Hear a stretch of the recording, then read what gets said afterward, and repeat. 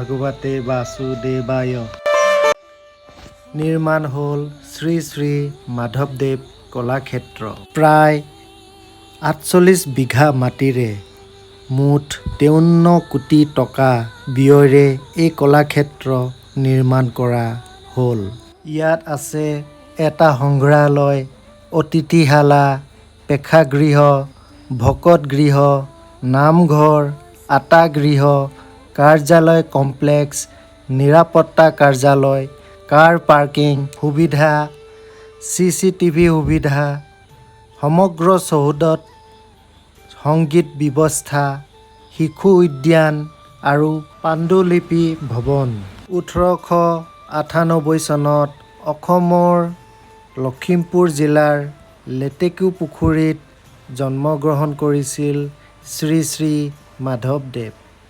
বদলা পদ্ম আতা সত্ৰৰ প্ৰয়াত সত্ৰাধিকাৰ শ্ৰীকান্ত গোস্বামীয়ে দান সূত্ৰে আগবঢ়োৱা প্ৰায় ৪৬ বিঘা মাটিত ইতিমধ্যে নিৰ্মাণ কৰি উলিওৱা হৈছে। উল্লেখ্য যে ২০০৭ চনত ২৩ মাৰ্চত তদানীন্তন মুখ্যমন্ত্ৰী প্ৰয়াত তৰুণ গগৈয়ে মাধৱদেৱ কলাক্ষেত্ৰৰ আধাৰশিলা স্থাপন কৰিছিল আৰু ইয়াৰ পাছত অসমৰ মুখ্যমন্ত্ৰী ডক্টৰ হিমন্ত বিশ্ব শৰ্মাই ৰাইজৰ বাবে মুকলি কৰিলে এই মাধৱদেৱ কলাক্ষেত্ৰ।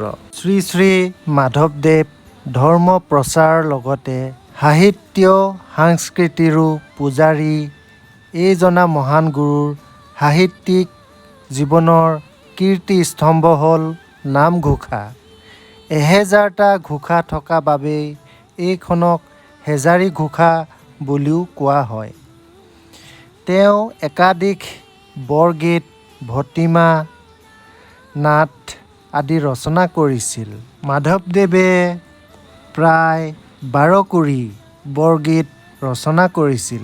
অৱশ্যে ইয়াৰ ভিতৰত কিছু সংখ্যক অংকীয়া নাটৰ গীতো সন্নিৱিষ্ট হৈ আছে।